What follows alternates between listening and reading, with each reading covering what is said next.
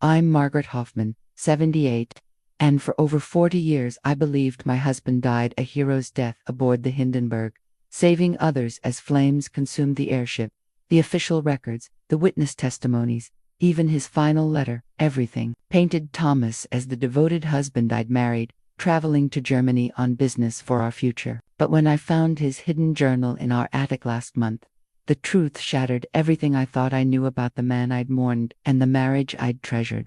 Thomas wasn't just a passenger on that doomed flight. He was fleeing something far darker than I could have imagined. And what I discovered about why he was really there would change not just how I remembered him, but everything I thought I knew about myself. Before we jump back in, tell me where you're tuning in from, and if this story touches you, make sure you're subscribed because tomorrow, I've saved something extra special for you. If you've ever wondered how well you truly know the people closest to you, like this video and stay with me. This story will shake you to your core. The wedding photograph sits on my mantle even now, 43 years after Thomas's death. We look so young, so hopeful. I was 22, he was 28, and we believed we had forever stretching ahead of us.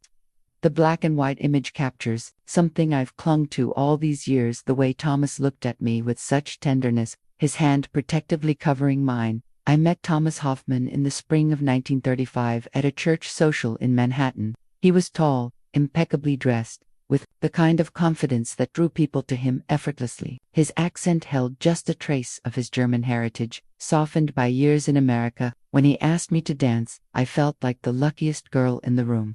"You have the most beautiful smile," he told me as we swayed to the music. "It lights up your entire face." Thomas worked in international trade, he explained, facilitating business relationships between American companies and European partners.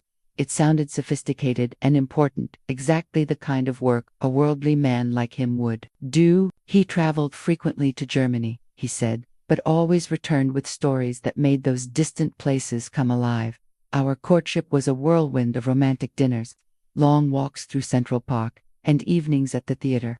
Thomas was generous with his attention and his affection. He brought me flowers every Friday, remembered every detail I shared about my family, and made me feel cherished in a way I'd never experienced. "Margaret," he said, one evening as we walked along the Hudson River, "I want to give you the world, a beautiful home, security, everything your heart desires." His proposal came that December, right before Christmas. He'd arranged for a private dinner at an elegant restaurant, and when he dropped to one knee, presenting a stunning diamond ring, I felt my heart might burst with happiness. "Thomas, yes, of course, yes." We married in June 1936, in a ceremony that felt like a fairy tale. Thomas had insisted on the finest details. My dress was imported silk, the flowers were exotic orchids, and the reception was held at one of New York's most prestigious hotels. Looking back, I should have wondered how he could afford such luxury on a trade representative's salary. But I was too swept up in the romance to question anything. Our early married life was everything I'd dreamed of. Thomas rented us a beautiful apartment on the Upper East Side, furnished with pieces that spoke of taste and refinement. He was an attentive husband, always interested in my thoughts and activities. When he traveled for business, which was often, he'd write me long letters describing the places he visited and the people he met. "My darling Margaret," one letter began, "Berlin is magnificent. But nothing here compares to the thought of coming home to you. I'm negotiating a contract that could secure our future for years to come. Soon, perhaps, we can start the family we've talked about." Those business trips to Germany seemed to energize him. He'd return with gifts, a delicate music box, a silk scarf, a piece of jewelry, and stories about the remarkable recovery Germany was experiencing under its new leadership. His enthusiasm was infectious, and I found myself looking forward to his tales of bustling cities and impressive industrial achievements. "The Germans are doing something extraordinary," he'd tell me over dinner. "They're rebuilding their entire nation with such precision and dedication. It's inspiring to witness." I loved those evenings when he'd share his experiences. It made me feel connected to a larger world, sophisticated and worldly by association. Thomas made me feel like I was part of something important, something bigger. Then our quiet domestic life. Our second year of marriage felt like a continuation of our honeymoon. Thomas's business seemed to be thriving, and he spoke often of the major deal. He was working on something that would set us up for life. We talked about buying a house, starting a family, growing old together. This next trip to Germany will be crucial, he told me in early 1937. If everything goes as planned, we'll have everything we've dreamed of, Margaret, everything. I trusted him completely. Why wouldn't I? He was my husband, my protector, my partner in building a beautiful life together. The man in that wedding photograph looked at me with such love, such genuine devotion. How could I have known that even then he was already living a double life? Thomas's business card was elegant, printed on heavy cream stock with raised lettering. Thomas Hoffman, International Trade Relations. I kept it in my jewelry box for years, a small token of pride in my husband's important work. If only I'd known then what those words really meant. The announcement of his final trip came in April 1937, just as spring was painting New York in fresh greens and soft pastels. Thomas seemed different that morning, more serious, almost nervous. He sat at our breakfast table, turning his coffee cup in careful circles, his usually confident demeanor replaced by something I couldn't quite identify. I need to go to Germany again, he said without looking up. This trip is different, Margaret, more important than any of the others. Something in his tone made me set down my own cup. Different how? He finally met my eyes, and I saw something there I'd never seen before, not fear exactly, but a kind of intense focus, as if he were calculating every word. The deal I've been working on for months, it's finally coming together. If everything goes as planned, we'll never have to worry about money again. We can have that house in Connecticut, start our family, live the life we've talked about. His words should have excited me, but instead I felt a strange flutter of unease. You seem worried about something. Thomas reached across the table and took my hand. His palm was damp, which was unlike him. Not worried, he said. Just this is crucial, Margaret.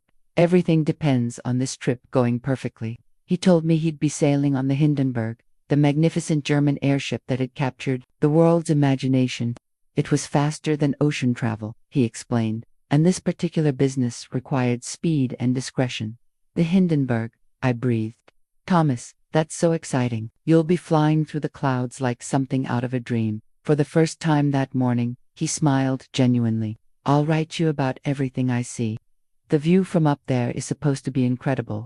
The days leading up to his departure passed in a blur of preparations. Thomas spent hours in his study, organizing papers and making phone calls. I heard him speaking German sometimes, his voice low and urgent. When I asked about it, he explained that he was coordinating with his German business partners. They prefer to conduct preliminary discussions in their native language, he said. It makes them more comfortable, more trusting. The morning of May 3, 1937, Thomas packed carefully, methodically. I watched from our bedroom doorway as he folded his best suits, selected his finest shirts, and organized his toiletries with unusual precision. He packed a leather portfolio that I'd never seen before, securing it with a small lock. Important documents, he said when he noticed me looking, contracts, letters of credit, that sort of thing. I can't risk losing them. We took a taxi to the pier where passengers were boarding the special train to Lakehurst, New Jersey. The excitement was palpable. People were chattering about the adventure ahead, the marvel of crossing the Atlantic in just 2.5 days. Thomas, however, remained quiet, almost withdrawn. As we stood on the platform, he pulled me close. Margaret, I want you to know how much I love you, how much our life together has meant to me. His words were beautiful, but something about the way he said them with such finality made my heart skip. You're coming back to me, Thomas.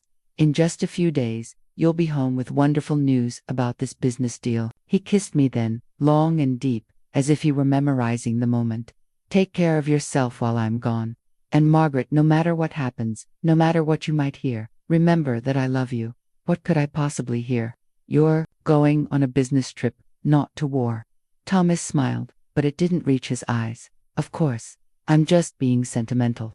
This trip means so much to our future.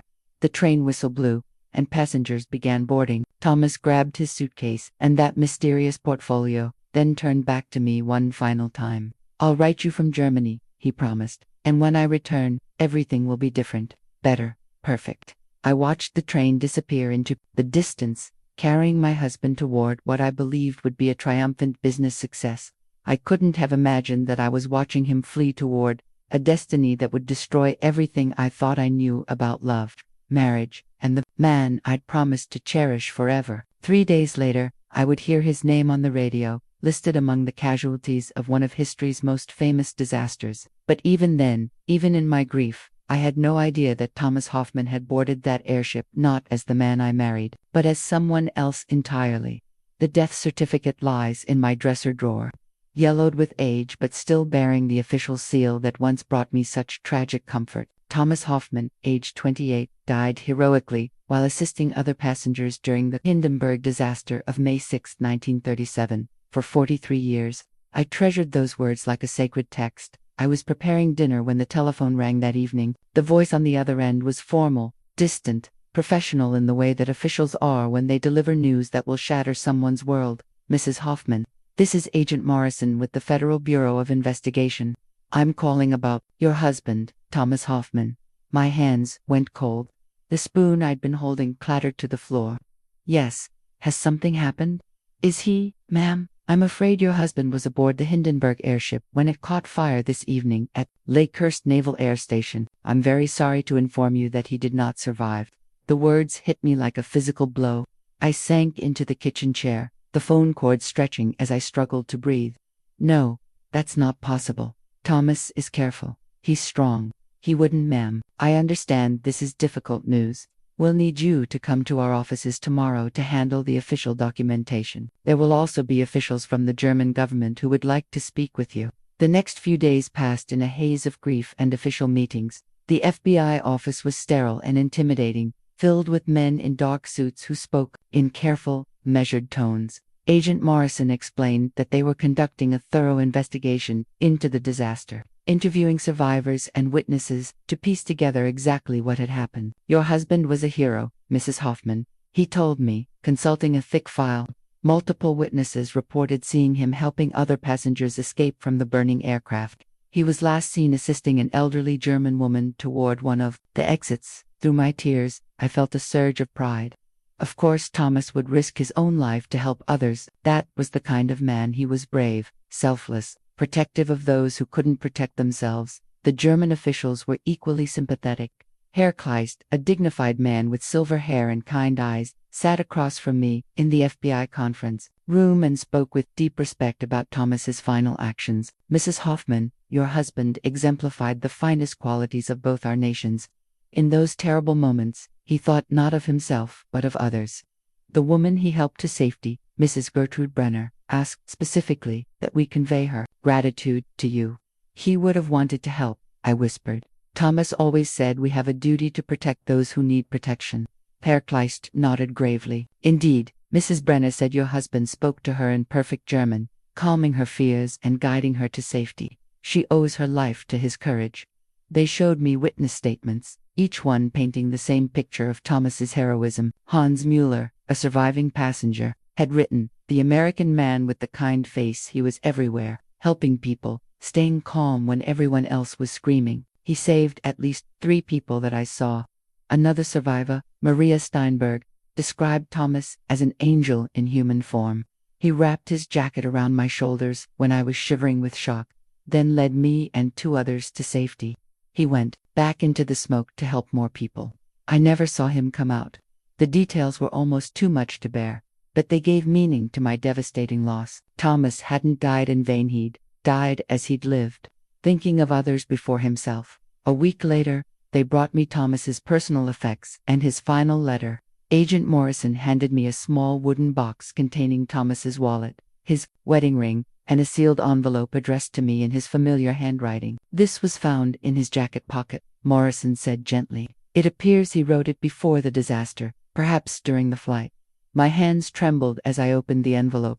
Thomas's words, written in his careful script, reached across death to comfort me. "My dearest Margaret, if you are reading this, then something has gone terribly wrong. I am writing this as we cross the Atlantic, thinking of you and our wonderful life together. The business deal I mentioned is going better than I hoped. We truly will have everything we dreamed of.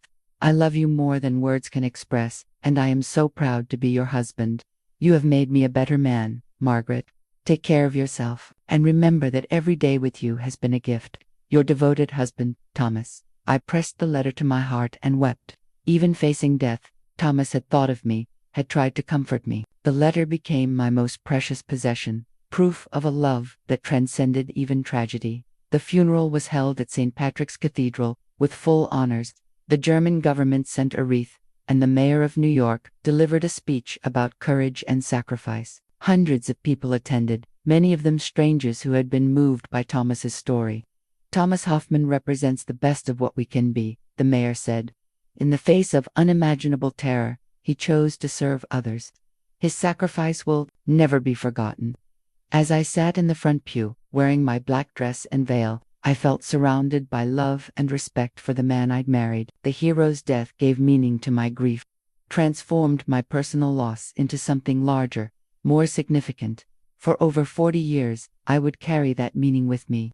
Thomas hadn't just died, he'd died heroically, selflessly, in service to others. That knowledge sustained me through the darkest days of widowhood, and gave me strength to build a life worthy of his sacrifice. How could I have known that every word of that official story was a carefully constructed lie? The bronze memorial plaque still hangs in St. Matthew's Church, polished and gleaming after all these years, in memory of Thomas Hoffman, who gave his life saving others during the Hindenburg disaster, May 6, 1937.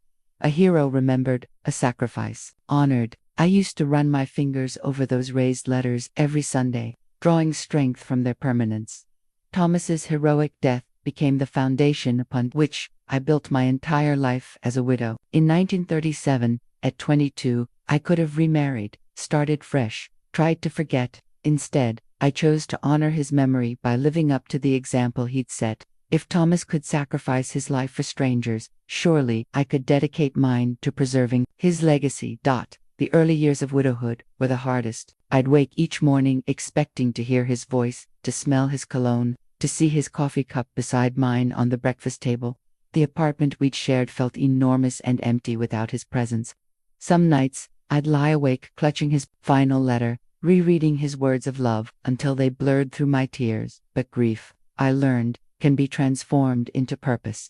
By 1940, I'd become active in the local historical society, sharing Thomas's story with schoolchildren and civic groups. His heroism during the Hindenburg disaster had become part of New York's proud history, and I was honored to be its keeper.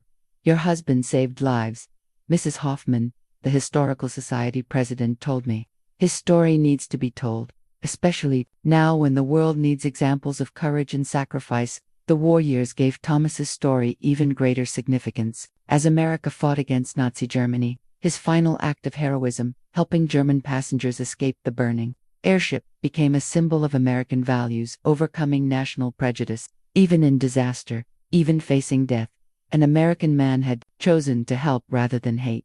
I spoke at war bond rallies, my voice steady as I described Thomas's courage. He didn't see Germans or Americans in those flames. I would tell the crowds, he saw human beings in need of help. That's what makes us different from our enemies. We choose compassion over cruelty. The audiences would applaud, and I felt Thomas's presence in those moments, felt that I was worthy of the sacrifice he'd made. His death had meaning, and through that meaning, so did my life. In 1955, on the 18th anniversary of the disaster, the mayor unveiled Thomas's plaque at St. Matthew's. The ceremony was attended by over 200 people, including several Hindenburg survivors who had traveled from Germany specifically to honor his memory. Thomas Hoffman saved my life, said Mrs. Gertrude Brenner, now in her 70s, but still sharp and dignified. I would not be here to see my grandchildren grow up if not for his courage. Every day of my life since 1937 has been a gift from this good man. Hearing those words, seeing the tears in her eyes, I felt a profound sense of completion. Thomas's death had meaning, purpose, lasting impact. My grief had been transformed into something beautiful. The 1960s brought new honors. The German government awarded Thomas a posthumous medal for his humanitarian actions. The American Red Cross named their annual Courage Award after him.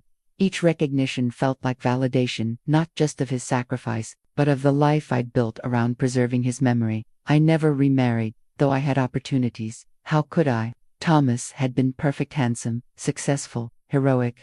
No other man could measure up to the standard he'd set. Friends and family worried about my solitude, but I found fulfillment in community service, in speaking engagements, in the quiet satisfaction of a life lived in honor of someone extraordinary. Don't you ever get lonely. My sister Ruth asked me once in the 1970s. How can I be lonely when I carry Thomas's love with me every day? I replied, he gave me 43 years of purpose, Ruth. Some people never find that. The Historical Society made me their president in 1968, and I served for 12 years. We established the Thomas Hoffman Scholarship for young people studying international relations, inspired by his work in fostering understanding between nations. Every year, presenting that scholarship to a deserving student felt like Thomas was reaching across death to continue his good work. By the 1980s, I'd become something of a local celebrity, the Hindenburg hero's widow. They called me in newspaper articles. School children would visit my apartment to hear Thomas's story firsthand. I'd show them his photograph, his final letter, the medal from Germany, and watch their eyes widen with admiration. Was he really that brave? They'd ask.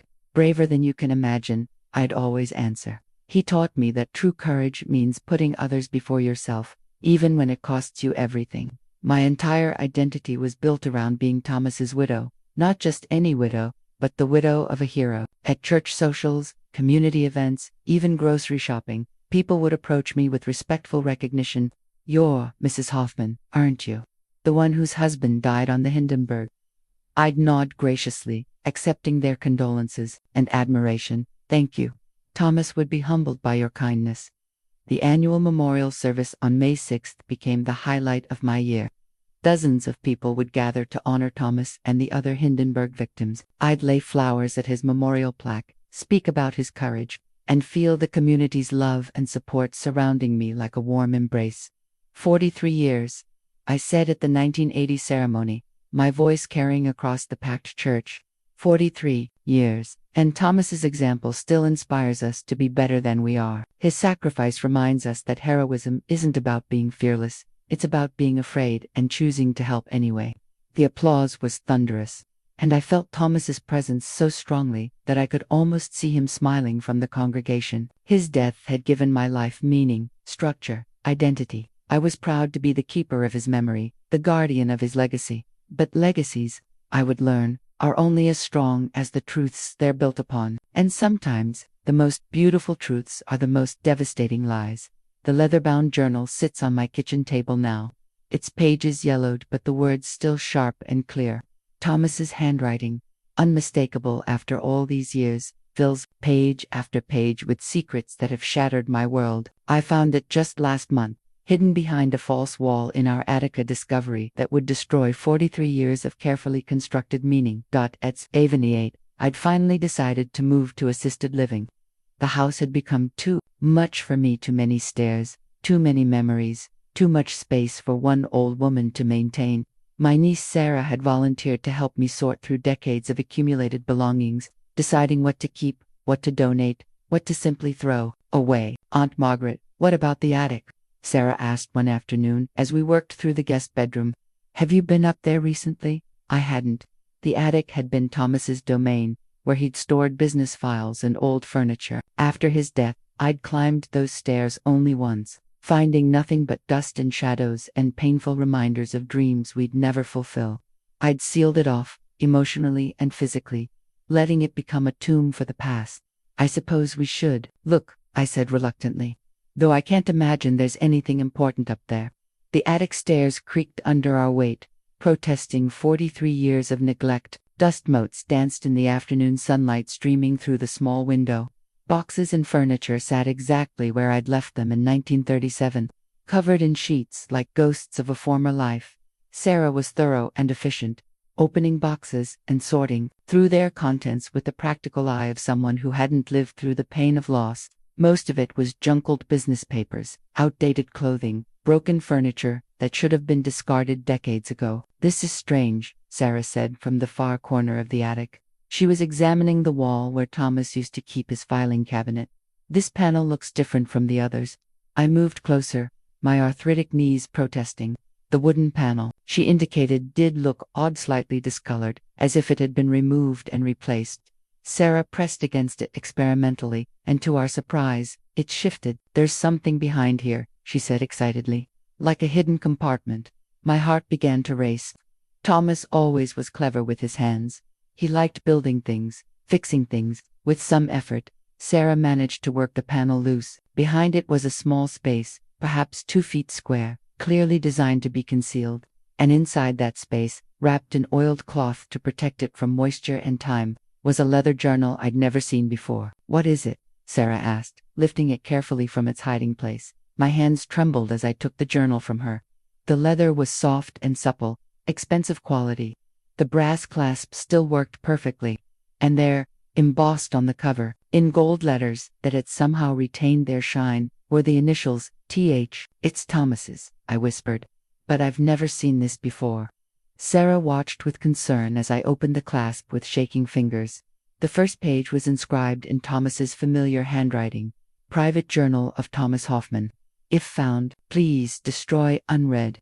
"Maybe we should respect his wishes," Sarah said gently. "Some things are meant to stay private." But I was already turning to the first entry, dated January 15, 1937, just months before his death. My eyes moved across the page, and with each word, the world I'd built around Thomas's memory began to crumble. "The Americans are so trusting, so naive.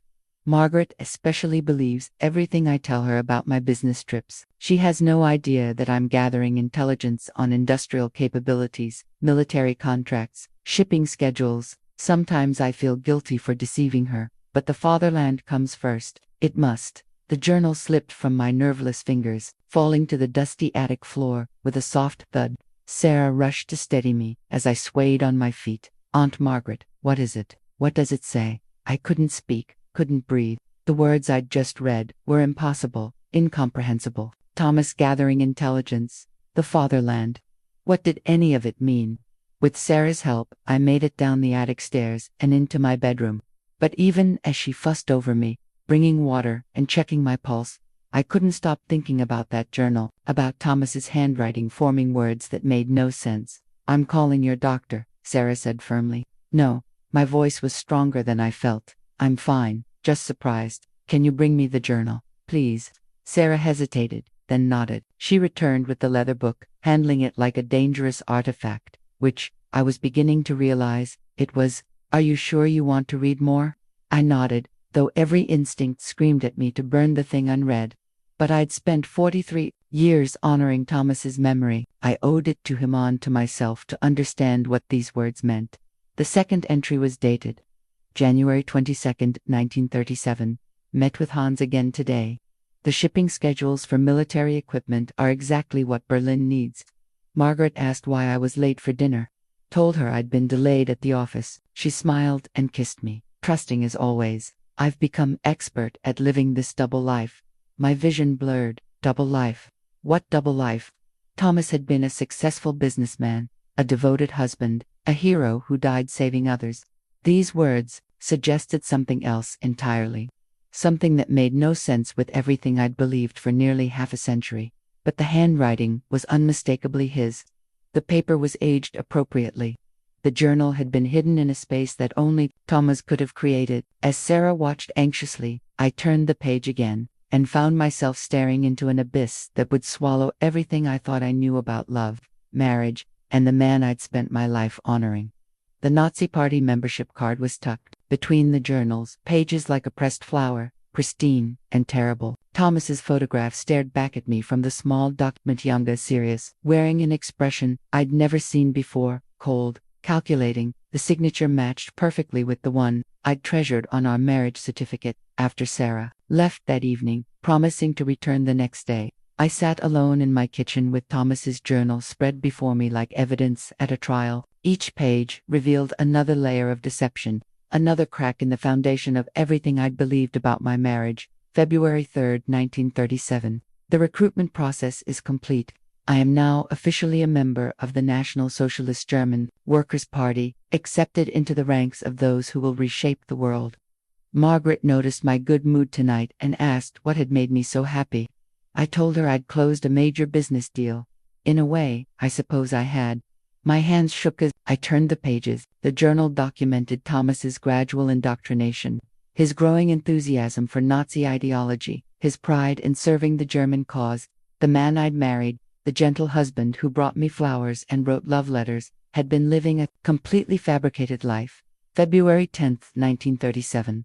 attended my first official meeting tonight. The speaker talked about the superiority of the German people, our destiny to lead the world into a new age. For the first time in my life, I feel part of something larger than myself. Something magnificent.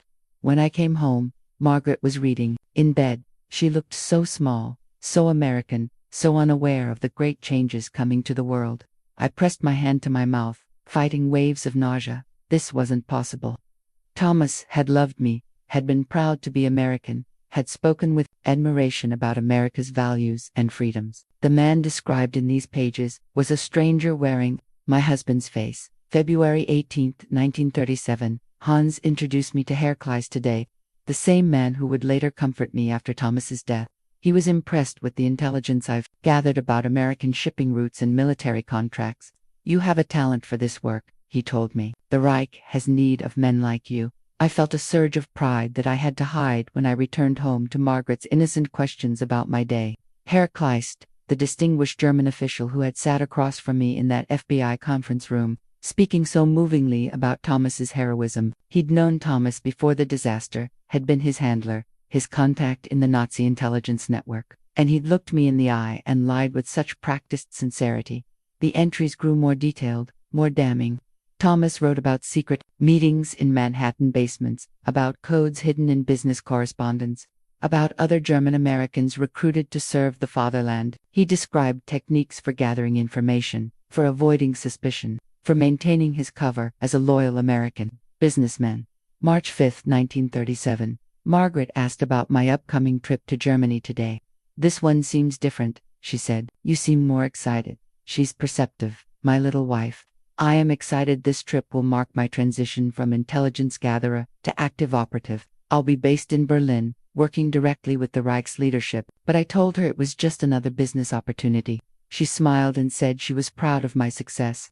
If only she knew what kind of success I'm truly achieving. I had to stop reading. The words were too painful, too alien.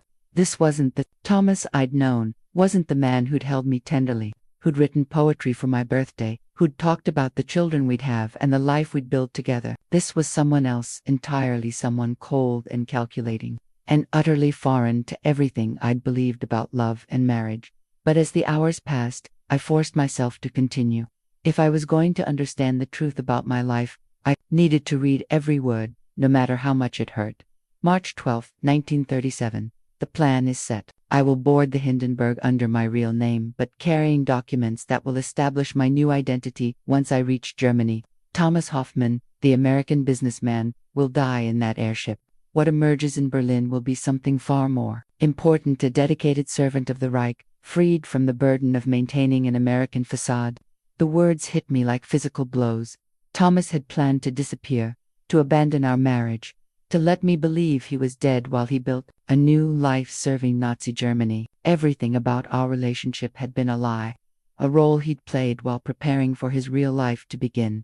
March 20, 1937. Margaret has been especially affectionate lately, perhaps sensing that something is changing. Last night she talked about the house we'll buy, the children we'll have. I listened and smiled and felt nothing. How can I explain to her that her small American dreams mean nothing compared to the great work I'm called to do? She is sweet, naive, useful for maintaining my cover, but she is not part of my future. The journal slipped from my hands again.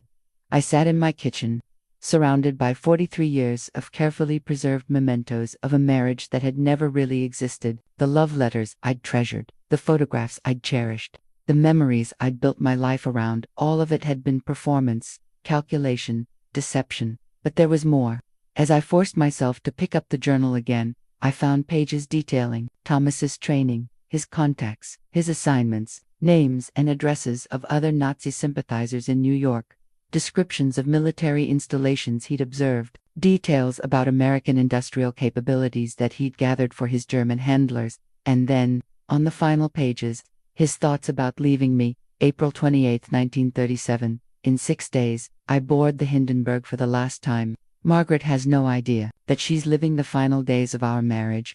Part of me feels regret. She has been a good wife, loyal and trusting. But sentiment is a luxury I cannot afford. My duty is to the fatherland, not to one small American woman. History will vindicate my choice.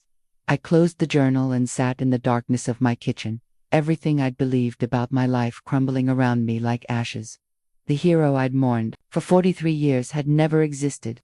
The marriage I'd treasured had been a lie. The love I'd carried in my heart had been nothing more than skillful deception. Thomas Hoffman had indeed died on May 6, 1937, but the man who perished in those flames wasn't the devoted husband I'd married.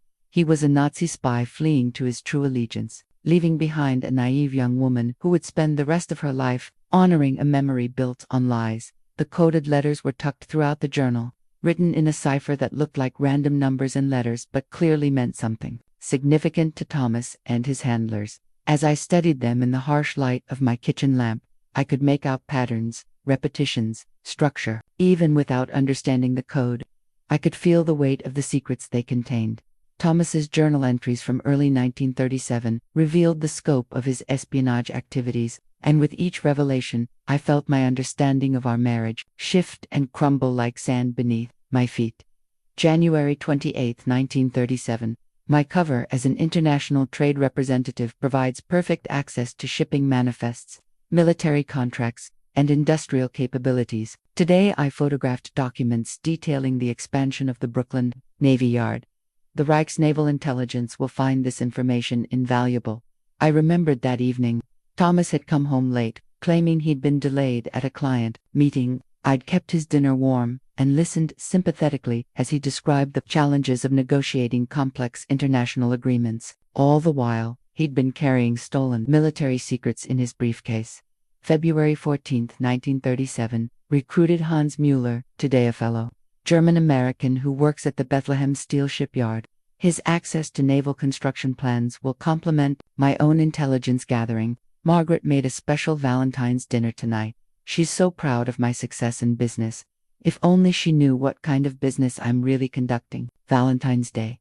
I remembered that dinner so clearly. Candlelight roses, Thomas's tender words about our future together. I'd felt so loved, so cherished. To learn now that he'd spent the afternoon recruiting another spy, that he'd come home from betraying our country to whisper sweet lies in my ear, made me physically ill. The journal detailed a network of German Americans, some willing collaborators, others unwitting sources of information. Thomas had been remarkably skilled at identifying useful contacts and extracting intelligence without arousing suspicion. March 1, 1937. Wilhelm, at the telephone company, provided detailed maps of communication infrastructure. Ernst from the power plant shared blueprints of electrical systems. They think they're helping a businessman understand American industrial capabilities for legitimate trade purposes. Fools, their naive patriotism blinds them to the greater truths that Germany's rise is inevitable, and those who serve the Reich now will be rewarded when the new order emerges. The casual contempt in his words was devastating. Thomas had manipulated good-hearted Americans, exploiting their trust and friendship to gather intelligence that could be used against their own country.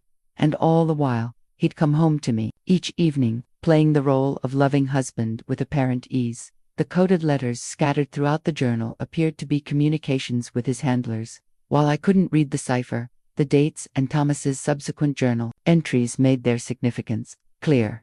March 8, 1937. Received new instructions via coded message. The Reich requires more detailed information about military aircraft production at the Long Island plants. Also need intelligence on new radar research being conducted at various universities. My access through business meetings should provide opportunities to gather this intelligence. I found myself staring at one particular coded message, dated March 15, 1937. The cipher was complex, but Thomas had been careless or perhaps overconfident. In the margin, he'd written what appeared to be fragments of the decoded text. Extraction route confirmed and new identity prepared, and wife suspects nothing. Wife suspects nothing.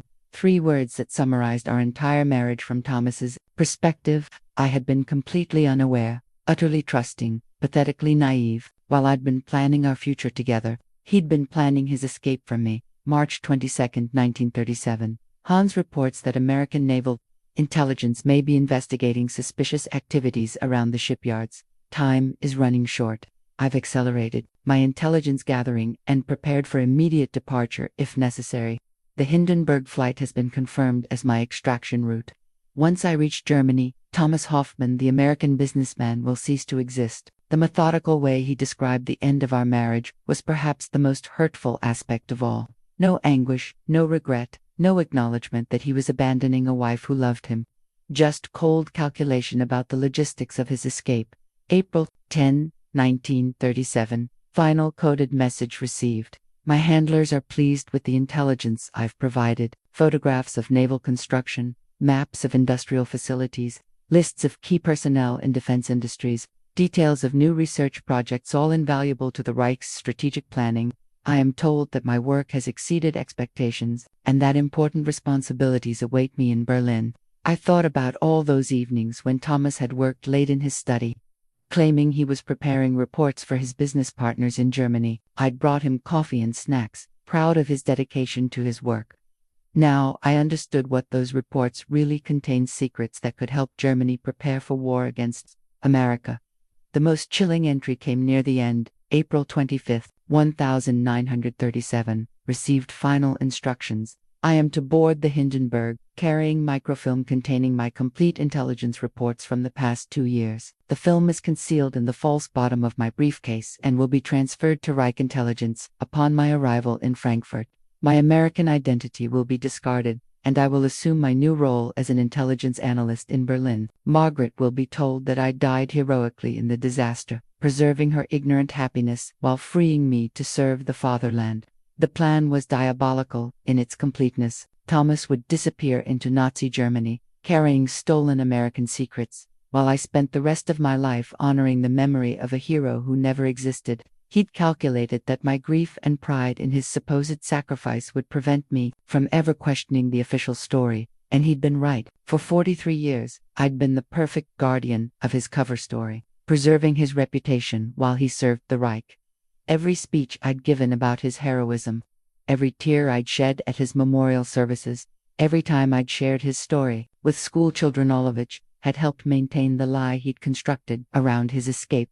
As I closed the journal that night, I realized that Thomas Hoffman had achieved a kind of immortality through deception. The hero's death had preserved his reputation far more effectively than any real heroism could have. While other Nazi spies were eventually exposed and disgraced, Thomas's betrayal had been permanently hidden behind a veil of manufactured martyrdom. But now I knew the truth, and the question that haunted me as I finally went to bed was not just what Thomas had done, but what I was going to do with the knowledge that could destroy everything I'd built my life around. The Hindenburg passenger manifest, yellowed and brittle with age, lay among Thomas's papers like evidence of a crime I was only now beginning to understand. His name appeared twice, once as Thomas Hoffman and again as Heinrich Zimmermann. Two identities, two lives, two completely different destinies planned for the same man. I'd found the manifest tucked inside the journal's back cover, along with other documents that revealed the full scope of Thomas's deception. As I studied it in the morning light, my coffee growing cold beside me, I began to piece together the elaborate escape plan that would have made my husband disappear forever. Thomas's journal entries from late April 1937 detailed every aspect of his planned transformation. April 20, 1937, Heinrich Zimmermann's identity is now complete. German passport, birth certificate, employment records with a Munich engineering firm, all perfectly crafted. When I disembark in Frankfurt, Thomas Hoffman will simply vanish, and Heinrich Zimmermann will begin his new life serving the Reich. The Americans will never know what happened to their missing spy because they'll never know he existed. The cruelty of it took my breath away. Thomas had planned not just to abandon me, but to do it in a way that would ensure I'd never learn the truth. By dying heroically in the Hindenburg disaster, he would be remembered as a victim rather than a perpetrator, a hero rather than a traitor. April 22, 1937. The briefcase with the false bottom is ready. Microfilm containing 2 years of intelligence reports, maps of military installations, lists of German-American sympathizers, detailed assessments of American industrial capabilities, all reduced to tiny photographs that can be easily concealed. This information will give the Reich a significant advantage in understanding American strengths and vulnerabilities. I thought about that briefcase, the one Thomas had packed so carefully on his final morning. I'd assumed it contained business, contracts, and trade agreements. Instead, It held stolen secrets that could have been used to plan attacks on American targets, to identify potential collaborators, to exploit weaknesses in our national defense. The manifest revealed another shocking detail: Thomas wasn't traveling alone. Several other passengers listed were identified in his journal as fellow operatives or sympathizers. April 24, 1937. Hans Müller will also be aboard, carrying his own intelligence about naval construction. Wilhelm Brenner has documents related to communications infrastructure. We appear to be ordinary passengers, but in reality, the Hindenburg is serving as an escape route for an entire spy network.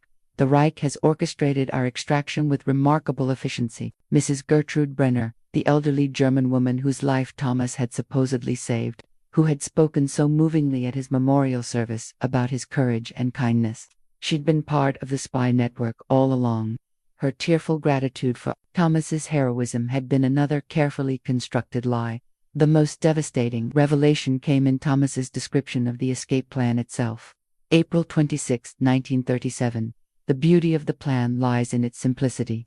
If the airship reaches Germany safely, we disembark as planned and begin our new lives. If something goes wrong during the flight, if we're discovered or the ship encounters problems, we have contingency plans. Documents will be destroyed, evidence eliminated, and if necessary, we'll take our secrets to our graves rather than allow them to be discovered. Thomas had been prepared to die rather than be exposed as a spy. But he'd also been prepared to let me live the rest of my life believing a lie about his heroism. The contingency plans included specific instructions about how his death should be portrayed to maintain his cover. April 28, 1937, final entry before departure. If something happens to me during this journey, if I don't survive to see the Reich's victory, I want the record to show that I served faithfully. My greatest regret is leaving Margaret with false memories, but her innocence protects both her and the mission. Better that she mourn a hero than learn she was married to a patriot serving a different flag. A patriot serving a different flag. That's how Thomas saw himself, not as a traitor to America, but as a loyal German serving his true homeland. In his mind, our entire marriage had been a cover assignment, a role he'd played while working for what he considered a higher cause. The passenger manifest told the rest of the story. Heinrich Zimmermann was listed as a returning German citizen, an engineer who had been working in America and was now coming home. His cabin was in first class. His luggage included extensive technical documents, and his destination was listed as Munich, where a position with the German Air Ministry awaited him. Thomas Hoffman's name appeared lower on the list, in a different section, almost as an afterthought. According to the official records, he was traveling on business, planning to return to America within 2 weeks. But Thomas's journal made clear that Thomas Hoffman was never intended to survive the journey. April 30, 1937. The transformation will occur during the flight. Thomas Hoffman will suffer a medical emergency and die quietly in his cabin. Heinrich Zimmermann will arrive in Frankfurt as the sole survivor of that identity. The ship's doctor, who is sympathetic to our cause, will handle the details. Margaret will be notified of my death, and the cover story will be complete. The plan was elaborate, sophisticated, and ultimately unnecessary. The Hindenburg disaster had provided a different kind of cover, one that transformed Thomas from a disappearing spy into a martyred hero. His death in the flames had been real, but everything else about the official story, his heroic actions, his attempts to save other passengers, his final letter expressing love for me, had been carefully orchestrated fiction. As I studied the documents spread across my kitchen table, I realized that I'd been living inside an intelligence operation for 43 years. Every memorial service, every speech about Thomas's heroism, every moment I'd spent honoring his memory had been part of maintaining a cover story designed to hide the truth about Nazi espionage in America. The most painful irony was that Thomas's plan had worked perfectly, even in failure. His death in the Hindenburg disaster had protected his reputation more effectively than any elaborate escape could have. While other Nazi spies were eventually exposed and condemned, Thomas Hoffman was remembered as an American hero who died saving lives. But now, finally, I knew the truth. And with that knowledge came the terrible burden of deciding what to do with it. Should I preserve the lie that had given meaning to my life for 4 decades, or should I honor the truth, no matter how much it hurt? The answer, I was beginning to realize, would determine not just how Thomas was remembered, but who I chose to be in whatever years remained to me. The fake love letter. Thomas's final gift to me was a masterpiece of calculated deception. As I held it now beside his journal, comparing the handwriting and the dates, I could see exactly how he'd constructed this last lie to preserve his cover story and ensure my eternal loyalty to his false memory. The letter I'd treasured for 43 years, the one I'd pressed to my heart in moments of deepest grief, had been written not in love but in cold strategic planning. Thomas's journal revealed the truth behind every tender word. May 1st, 1937, composed the final letter to Margaret today, must strike the right balance, enough love to comfort her, enough optimism about our future to deflect suspicion, enough heroic sentiment to establish the narrative that will protect the mission if something goes wrong. She will treasure this letter, and through it, she will unknowingly help maintain the cover story for years to come. I read his actual words again, the ones I'd memorized and quoted at countless memorial services. My dearest Margaret, if you are reading this, then something has gone terribly wrong. I am writing this as we cross the Atlantic, thinking of you and our wonderful life together. The business deal I mentioned is going better than I hoped. We truly will have everything we dreamed of. Now I understood what business deal really meant, not some commercial opportunity that would secure our future, but his successful completion of 2 years of espionage activities. The wonderful life together we'd supposedly dreamed of was a fantasy he'd never intended to fulfill. The journal entry continued. Every word must serve the mission. If I die as Thomas Hoffman, Margaret's grief must be pure, uncomplicated by doubt or suspicion. The letter establishes my love for her, my loyalty to America, my tragic innocence. She will become my most effective advocate, spreading the story of my heroic death to anyone who will listen. The manipulation was breathtaking in its sophistication. Thomas had understood that my personality, trusting, loyal, romantic, would make me the perfect guardian of his fabricated legacy. He'd known that I would spend my life honoring his memory, never questioning the official story because it gave meaning to my loss. May 2nd, 1937, refined the letters ending today. You have made me a better man, Margaret. Take care of yourself, and remember that every day with you has been a gift. Your devoted husband, Thomas. The sentiment is false, but Margaret will find it believable.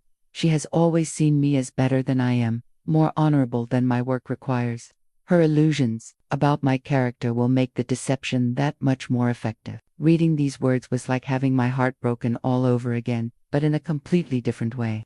The grief I'd carried for 4 decades hadn't been for a real person, it had been for a character Thomas had created, a role he'd played so convincingly that I'd never suspected the truth. The letter's references to our future together were particularly cruel. I love you more than words can express, and I am so proud to be your husband. Thomas's journal revealed his true feelings about our marriage. May 3rd, 1937. Margaret's devotion has been useful but ultimately irrelevant. She served her purpose as cover for my operations, providing the appearance of a normal American life while I conducted my real work. Her love was genuine, which made her easy to deceive. She saw only what I wanted her to see: a successful businessman who adored his wife. The truth about my loyalty to the Reich, my contempt for American weakness, my eagerness to escape this charade, all hidden behind a mask of domestic contentment. The contrast between the letter's tender words and Thomas's actual thoughts was devastating. While he wrote about being proud to be your husband, his journal revealed that he viewed our marriage as nothing more than a useful cover story. While he promised to love me forever, he was planning to disappear into Nazi Germany and never think of me again. But perhaps the most shocking revelation came in Thomas's description of how he'd crafted the letter's emotional impact. May 4th, 1937, used phrases I've heard Margaret use when describing her feelings for me. Every day with you has been a gift. That's how she talks about our marriage. By echoing her own words back to her, I ensure that the letter will feel authentic, deeply personal. She recognized her own emotions reflected in my supposed final thoughts, making the deception that much more convincing. He'd weaponized my own love against me, using my words and feelings to construct a lie that would sustain me for the rest of my life. The letter wasn't expressing Thomas's emotions, it was a mirror reflecting my own devotion back at me, creating the illusion of mutual love where none had existed. The journal also revealed Thomas's backup plans for the letter. May 5th, 1937. If the mission succeeds and I escape to Germany as Heinrich Zimmermann, The letter will never be delivered. But if something goes wrong, if I'm forced to die as Thomas Hoffman, the letter will serve its purpose. Margaret will believe she was loved, will honor my memory, will never suspect that her heroic husband was actually a German operative. Her mourning will become part of the cover story, protecting other operatives and preserving the mission's secrecy. Thomas had prepared for both success and failure, ensuring that either way, his betrayal would remain hidden. If he'd survived to reach Germany, I would have received news of his death in a business accident, along with the fake letter expressing his final love. If he died during the escape attempts actually happened, the letter would still serve to establish his innocence and my eternal loyalty. The most painful irony was how perfectly his plan had worked. For 43 years, I'd been his unwitting accomplice, preserving his reputation and protecting his secrets. Every time I'd shared his story, every memorial service I'd attended, every moment I'd spent honoring his memory, I'd been helping to maintain the very lie that had destroyed my life, that as I sat in my kitchen, surrounded by the debris of my shattered beliefs, I finally understood the full scope of Thomas's deception. He hadn't just betrayed his country, he'd betrayed me in the most intimate way possible, transforming my genuine love into a tool for his espionage mission. The letter I'd carried in my heart for 4 decades wasn't a love letter at all. It was the final operational document of a Nazi spy, designed to ensure that his cover story would outlive him, and the first, in my innocent devotion, had been its most faithful guardian. Now I faced a choice that would have seemed impossible just days ago: continue protecting the lie that had given my life meaning, or finally honor the truth, no matter how much it destroyed everything I'd believed about love, marriage, and the man I'd thought I'd married. The photograph of Thomas in Nazi uniform was hidden in a secret compartment at the bottom of his briefcase, the same briefcase I'd kept in our bedroom closet as a sacred memento.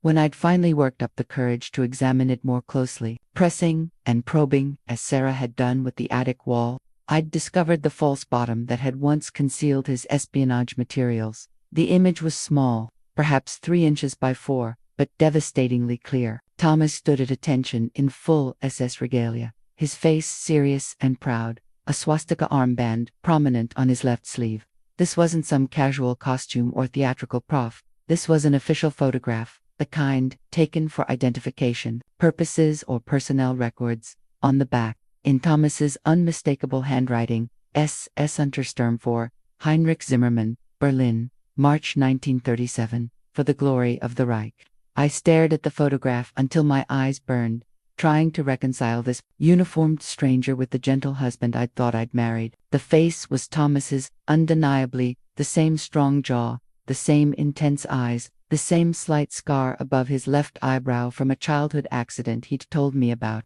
But the expression was completely foreign, cold and fanatical in a way I'd never seen. The uniform explained so much about Thomas's frequent trips to Germany, his mysterious business contacts, his growing excitement about his work in the months before his death. He hadn't been building trade relationships, he'd been building a career in the Nazi hierarchy, preparing for his new life as Heinrich Zimmermann. My hands shook as I set the photograph on my kitchen table beside the journal and the other evidence of Thomas's deception. The physical proof of his Nazi allegiance was somehow more devastating than even his written confessions. This wasn't just ideology or politics, this was active participation in an organization that would soon unleash unprecedented evil on the world. I thought about all the times Thomas had returned from Germany with glowing reports about the country's progress, its efficient leadership, its bright future.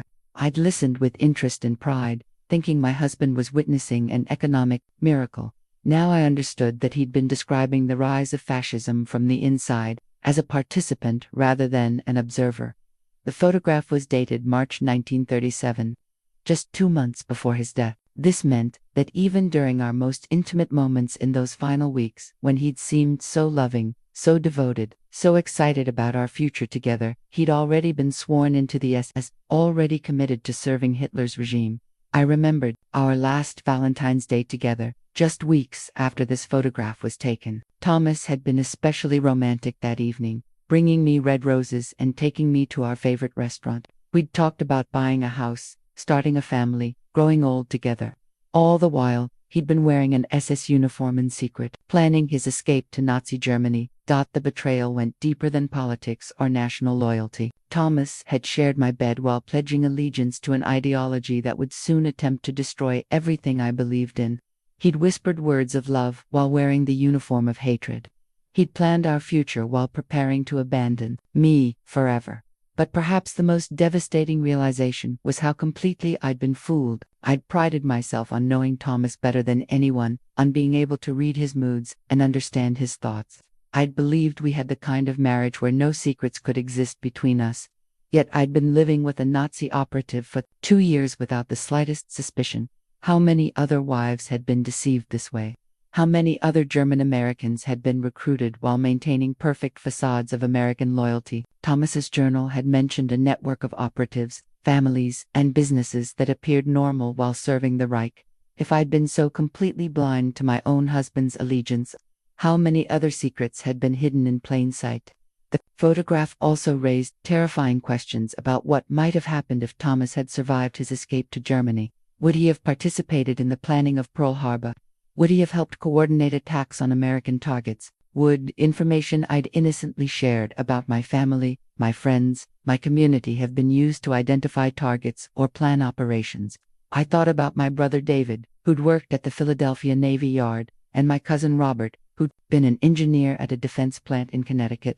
Thomas had met them both at family gatherings, had asked friendly questions about their work, had shown polite interest in their projects. At the time, I'd been proud of his attentiveness to my family. Now I wondered if those conversations had been intelligence-gathering operations. The weight of complicity pressed down on me like a physical force. For 2 years, I'd been an unwitting asset in a Nazi espionage operation. My innocent chatter about family and friends, my proud descriptions of American achievements, my complete trust in my husband, all of it had potentially contributed to intelligence that could have been used against my own country. Even more crushing was the realization that Thomas's heroic death had protected not just him, but likely his entire network. If he'd been captured alive, interrogated, forced to reveal his contacts and methods, how many other Nazi operatives might have been exposed? Instead, his supposed martyrdom had ensured that his secrets died with him, leaving his fellow spies free to continue their work. As I sat alone in my kitchen, holding the photograph of my husband in Nazi uniform, I felt the foundation of my entire adult life crumble away. Every memory, every moment of happiness, every belief about love and marriage and trust, all of it, had been built on lies so profound that I could barely comprehend their scope. The man I'd mourned for 43 years hadn't been a hero or even a decent human being. He'd been a Nazi spy who'd used my love as cover for treason, and I'd spent nearly half a century helping him maintain that cover, preserving his reputation while remaining blind to the truth that could have exposed his crimes. But now, I knew. The question that haunted me as I finally put the photograph away wasn't whether I could continue living with these lies. It was whether I could find the strength to live with the truth. The bank records were hidden in Thomas's old filing cabinet, tucked behind folders of seemingly legitimate business correspondence. As I sifted through documents I'd preserved for decades without ever examining closely, I found evidence of financial transactions that painted an even more disturbing picture of my husband's double life. Account statements from 3 different banks showed regular deposits far exceeding what Thomas's salary as a trade representative should have provided. The amounts were significant, hundreds of dollars appearing monthly, with notations like consulting fees and overseas commissions that I'd never questioned when Thomas was alive. Now, cross-referencing them with his journal entries, I understood what those payments really represented. Thomas had been receiving regular compensation from Nazi intelligence, payment for the secrets he'd stolen, and the operatives he'd recruited. We'd been living comfortably on blood money, while I'd believed my husband was simply successful at legitimate business. But understanding the truth meant I needed to go deeper, to investigate not just Thomas's secrets but the entire life we'd supposedly shared. At 78, it seemed almost impossible to start questioning everything I'd believed for decades, yet I couldn't rest until I understood the full scope of his deception. I began with our old neighbors, the few who were still alive and lucid enough to remember the 1930s. Mrs. Peterson, now 89 and living in a nursing home across town, had been our next-door neighbor throughout our marriage. When I visited her, bringing flowers and carefully steering the conversation toward Thomas, her memories surprised me. "Oh yes, dear, I remember Thomas well," she said, her wrinkled hands folding over mine. "Such a mysterious man, always coming and going at odd hours, speaking that foreign language on the telephone." "Foreign language?" I asked, though I dreaded the answer. "German, I think. My late husband spoke a bit from the war, and he always said Thomas sounded like a native speaker. Not like someone who'd learned it in school, you understand, but like someone who'd grown up with it. Thomas had told me his German was rusty, learned from his grandmother but rarely used. Yet, Mrs. Peterson's husband, a veteran of the Great War, had recognized the fluency of a native speaker. Another lie, another carefully constructed piece of his false identity. Mrs. Peterson continued. And those visitors he had, always well, gentlemen, but something about them seemed, I don't know how to put it, serious, important. They never stayed long, but they came regularly, usually when you were out visiting your sister. I'd never known about these visitors. Thomas had never mentioned receiving anyone when I wasn't home, but it made sense he would have needed to meet with his handlers, to receive instructions and turn over intelligence. My regular visits to Ruth had provided perfect cover for his operational meetings. My next stop was the company where Thomas had supposedly worked, though I wasn't sure what I'd find after all these years. To my surprise, the building was still there, though it housed different businesses now. The superintendent, an elderly man named Murphy who'd worked there since the 1920s, remembered Thomas clearly. "Hoffman, sure, I remember him. Funny thing about that fellow, he kept the strangest hours. Most of the businessmen here worked regular schedules, but Hoffman would come and go at all times of day and night. Said he was dealing with clients overseas, had to accommodate different time zones." "Did he seem successful?" I asked. "Prosperous," Murphy chuckled. "More prosperous than his office rent should have allowed, if you catch my meaning.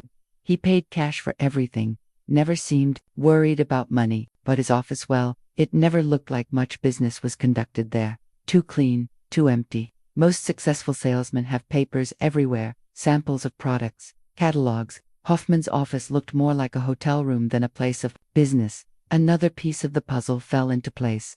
Thomas's office had been nothing more than a front, a mailing address and meeting place that provided cover for his real activities. The regular payments I'd found in his bank records hadn't been legitimate business income, they'd been compensation for espionage. I visited the church where we'd been married, hoping to speak with Father McKenna, but he'd died years ago. The current priest, Father Rodriguez, was kind enough to let me examine the marriage records from 1936. What I found there sent chills down my spine. Thomas's information on the marriage certificate listed his place of birth as Milwaukee, Wisconsin, but his emergency contact was listed as Heinrich Zimmermann, Munich, Germany. At the time, I'd assumed Heinrich was a distant relative, perhaps a cousin who'd remained in the old country. Now I realized I'd been looking at Thomas's future identity, the name he'd planned to assume when he escaped to Nazi Germany. Father Rodriguez noticed my distress. "Mrs. Hoffman, is something wrong? You look like you've seen a ghost." In a way, I had. I'd been confronting the ghost of my marriage, discovering that everything I'd believed about my life had been carefully orchestrated fiction. My final stop was the public library, where I hoped to find newspaper coverage of Thomas's death that might provide additional insights. The librarian, a patient young woman named Jennifer, helped me locate the microfilm archives from May 1937. The newspaper coverage of the Hindenburg disaster was extensive, but Thomas's role in the tragedy was described exactly as I remembered. Local businessman Thomas Hoffman died heroically while assisting other passengers to safety. Witnesses report that Hoffman's selfless actions saved several lives before he perished in the flames. But as I read more carefully, I noticed inconsistencies in the witness accounts. The survivors quoted in different newspapers provided slightly different versions of Thomas's actions. Some said he'd helped an elderly woman, others mentioned a young family. Still others described him assisting injured passengers. The details didn't match, as if the stories had been improvised rather than witnessed. More disturbing was an interview with the Hindenburg's captain, who expressed surprise when asked about passenger heroics. In a disaster of this magnitude, most people are focused on their own survival. While I'm sure there were individual acts of courage, I personally observed very few passengers helping others during the evacuation. The hero story had been fabricated, constructed by Nazi operatives and sympathetic officials to provide cover for their escaping spy network. Thomas hadn't died saving lives. He died as a Nazi agent fleeing to Germany with stolen American secrets, and I'd spent 43 years helping to perpetuate the lie that protected his reputation and his fellow spies. As I drove home from the library, I felt the full weight of my investigation's revelations. Every aspect of my marriage had been built on deception. Thomas's work, his finances, his background, his very identity, all carefully constructed lies, designed to facilitate his espionage activities.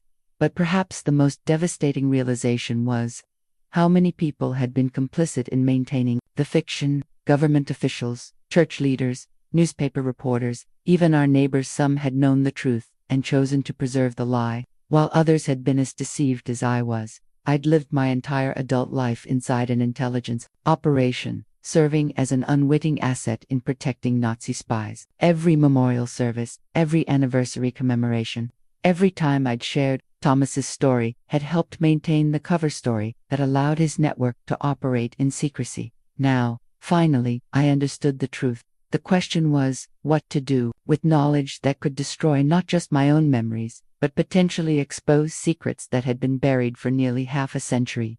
The FBI surveillance file arrived at my doorstep 3 weeks after I'd submitted my Freedom of Information Act request. The manila envelope was thick, official, stamped with warnings about classified information and national security. As I opened it with trembling fingers, I prepared myself for more devastating revelations about the man I'd thought I'd married. What I found was worse than I'd imagined, not because of what Thomas had done, but because of how many people had known the truth and chosen to let me live a lie. The file was extensive, documenting FBI surveillance of Thomas from January 1936 through May 1937. They'd been watching him for over a year before his death, had photographed his meetings with known Nazi operatives, had intercepted some of his communications, had even placed him under physical surveillance during his final weeks. The first document, a surveillance report dated February 15, 1936, made my blood run cold. Subject: Thomas Hoffman continues to maintain cover as international trade representative while conducting espionage activities for German intelligence. Surveillance confirms regular contact with known Nazi operatives, Hans Müller and Wilhelm Brenner. Subject's wife, Margaret, appears genuinely unaware of his activities and should be considered an innocent asset. An innocent asset. That's how the FBI had classified me, not as a victim of deception, but as a useful tool in Thomas's espionage operations. They'd known I was being used, had watched it happen, and had done nothing to warn me or protect me from my husband's betrayal. The reports continued throughout 1936 and into 1937, documenting Thomas's activities with clinical precision. They knew about his recruitment of other German Americans, his theft of military documents, his regular payments from Nazi intelligence. They had photographs of him entering and leaving buildings where sensitive government work was conducted, records of his bank deposits, transcripts of intercepted phone calls. March 10, 1937. Subject: photographed meeting with suspected Nazi intelligence officer Herr Kleist at Central Park. Conversation conducted entirely in German. Subject appeared to receive instructions and handed over documents believed to contain sensitive information about naval construction projects. Herr Kleist, the same man who'd sat across from me in that FBI conference room after Thomas's death, expressing condolences and speaking movingly about my husband's heroism. The FBI had known he was a Nazi intelligence officer, had been tracking his activities, yet they'd allowed him to participate in the official investigation of the Hindenburg disaster. The most shocking revelation came in a report dated April 30, 1937, just days before Thomas's death. Subject: preparing for extraction to Germany via Hindenburg airship. Bureau recommends allowing departure to proceed, then apprehending subject upon any attempt to return to United States. Arrest during extraction attempt could compromise ongoing surveillance of Nazi network and expose other Bureau operations. They'd known Thomas was escaping. They'd known he was carrying stolen secrets to Nazi Germany, and they'd decided to let him go rather than arrest him and risk exposing their own intelligence operations. Only the Hindenburg disaster had prevented Thomas from successfully completing his escape. But the file's most devastating revelation concerned the aftermath of Thomas's death. Internal FBI memos showed that they deliberately constructed the hero narrative to protect their ongoing operations. May 8, 1937. Subject's death in Hindenburg disaster provides excellent cover for Bureau operations. Recommend maintaining heroic narrative 2. 1. Protect ongoing surveillance of Nazi network. To avoid public exposure of security failures. 3. Prevent panic about German espionage activities. 4. Maintain subject's widow as unwitting source of information about network contacts. They'd used my grief as a tool, allowing me to believe Thomas had died heroically, while secretly hoping I might provide information about his associates. Every time government officials had attended memorial services for Thomas, every kind word they'd spoken about his sacrifice had been part of a calculated deception designed to maintain their operational security. The file included transcripts of interviews with community members who'd reported suspicious behavior. Mrs. Henderson from down the street had called the FBI in 1936 to report that Thomas was receiving too many visitors at odd hours and speaking foreign languages loudly enough to be heard through open windows. Mr. Walsh from the neighborhood grocery store had reported that Thomas always paid cash for everything and seemed to have more money than his job should provide. Dozens of people had noticed things that didn't add up about Thomas's behavior. The FBI had investigated every lead, had confirmed that their suspicions were justified, yet they'd never warned me or taken action to stop Thomas's activities. Instead, they'd used the reports to build their surveillance case while leaving me completely unaware of the danger I was living with. Perhaps the most painful document was a psychological profile of me, prepared by FBI analysts in March 1937. Subject's wife, Margaret, exhibits classic traits of an ideal intelligence asset: trusting, loyal, romantically inclined, and completely convinced of her husband's devotion. She actively promotes his reputation in community settings and could be valuable for maintaining his cover story indefinitely. Recommend no direct contact with wife unless absolutely necessary. They'd studied me like a laboratory specimen, analyzing my personality to determine how best to exploit my love for Thomas, my devotion, my trust, my romantic nature. All the qualities I'd considered virtues had been catalogued as weaknesses that could be manipulated to serve their purposes. The file also revealed that the heroic witness testimonies about Thomas's final actions had been fabricated by a combination of Nazi operatives trying to protect their network and FBI agents trying to maintain operational security. The real witnesses to the Hindenburg disaster had been coached or replaced with cooperative sources who would support the official narrative. Mrs. Gertrude Brenner, the elderly woman whose life Thomas had supposedly saved, was identified in the FBI file as Brenner Gertrude, Nazi intelligence operative, wife of Wilhelm Brenner, participating in extraction operation aboard Hindenburg. Her tearful gratitude for Thomas's heroism hadn't been genuine emotion. It had been professional acting designed to reinforce the cover story.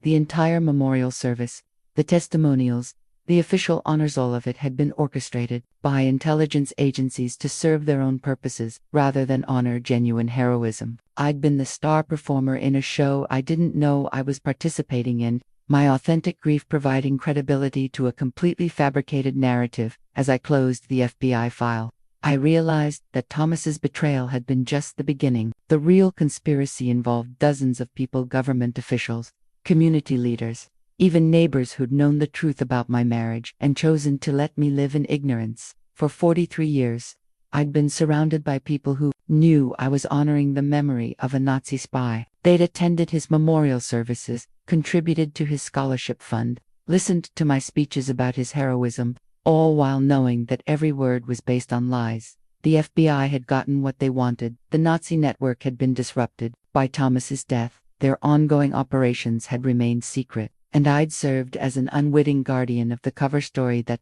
protected their methods and sources.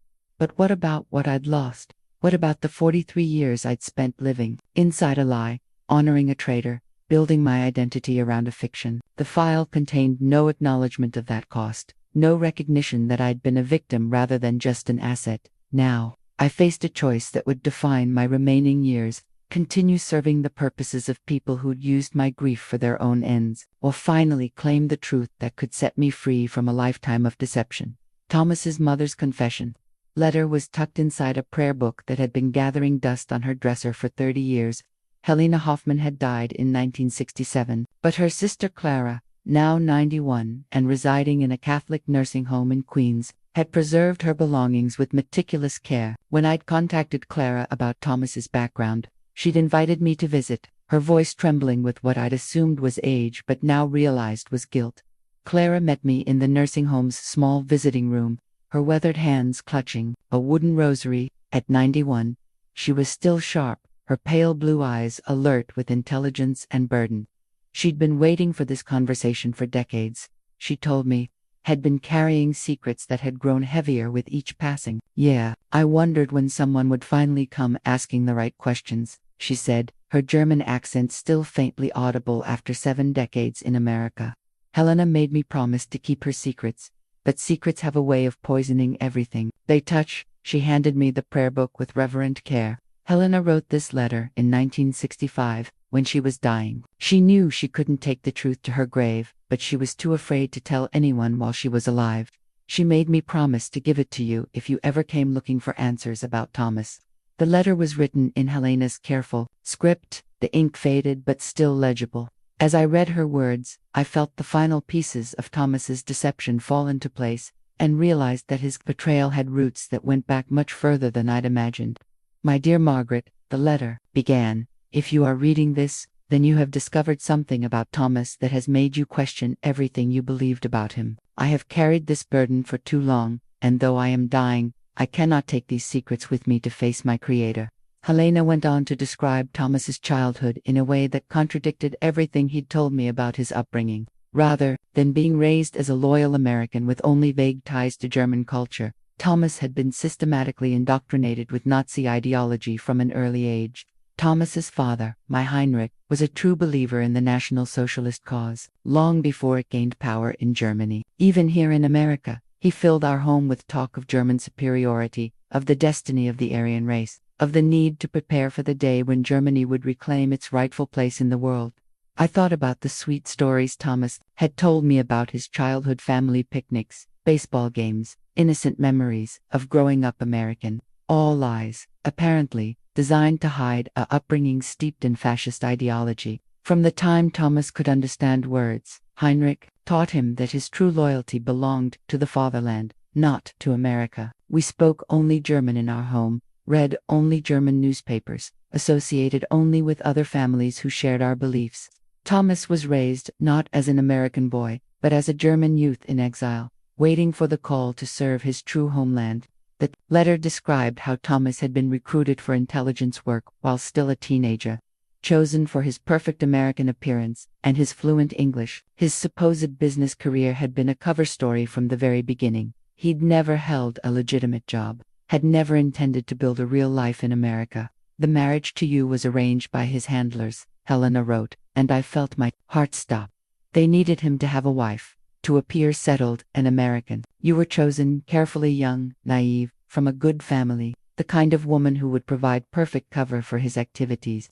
Thomas was instructed to court you, to marry you, to use your love as protection for his real work. Arranged, the love story I'd treasured for over 40 years, our meeting at the church social, our romantic courtship, Thomas's passionate proposal, all of it had been orchestrated by Nazi intelligence. I hadn't been chosen for my beauty or my personality or my charm. I'd been selected as a prop in Thomas's cover story, evaluated and approved like a piece of equipment. Helena's letter continued with devastating details about Thomas's training and preparation. He spent months learning to play the role of a devoted husband. They taught him what American women wanted to hear, how to behave romantically, how to create the illusion of deep love. He practiced these lessons like an actor preparing for a performance. Every tender moment, every romantic gesture, every expression of love, all of it had been rehearsed, calculated, false. Thomas hadn't learned to love me. He'd learned to simulate love convincingly enough to maintain his cover.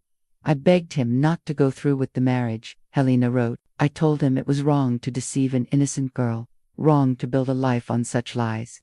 But Thomas said duty to the fatherland came before personal feelings. He said you would never know the truth, would live happily believing yourself loved. He thought he was being kind. Thomas had convinced himself that his elaborate deception was an act of kindness, protecting me from knowledge that would hurt me. He'd never considered that building my life on lies might be the cruelest betrayal of all. The letter revealed that other family members had known the truth throughout our marriage. Thomas's cousins, his aunts and uncles. Even some of our neighbors, all of them had been part of the German-American community that supported Nazi goals. They'd watched me play the role of loving wife while knowing I was nothing more than an unwitting asset in an intelligence operation. At family gatherings, they would smile and nod when you spoke about Thomas's business success, his devotion to you, your plans for the future. But when you weren't listening, they would speak in German about the important work he was doing, the valuable intelligence he was gathering, the bright future awaiting him in the right. I remembered those family dinners, how warmly Thomas's relatives had welcomed me, how interested they'd seemed in my stories about American life. Now I understood that their questions hadn't been friendly curiosity, they'd been intelligence gathering, using my innocent chatter to supplement Thomas's formal reports. The most devastating revelation came in the letter's final paragraphs. Thomas never loved you, Margaret. He was incapable of real love, had been trained from childhood to put ideology before human feeling.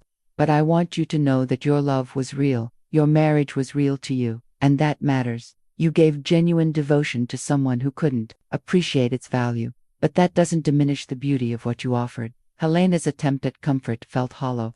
How could my love be real if its object had been a complete fiction? How could the marriage have meaning if only one person had been truly married? Clara had been watching me read, her ancient eyes filled with tears. Helena regretted her silence every day after Thomas's death. She said quietly, "She watched you grieve, watched you honor his memory, watched you build your life around preserving his reputation. She wanted to tell you the truth but feared it would destroy you. So instead, she let me live a lie for 43 years. I said, my voice harder than I'd intended. Clara nodded sadly. She thought she was protecting you. We all did.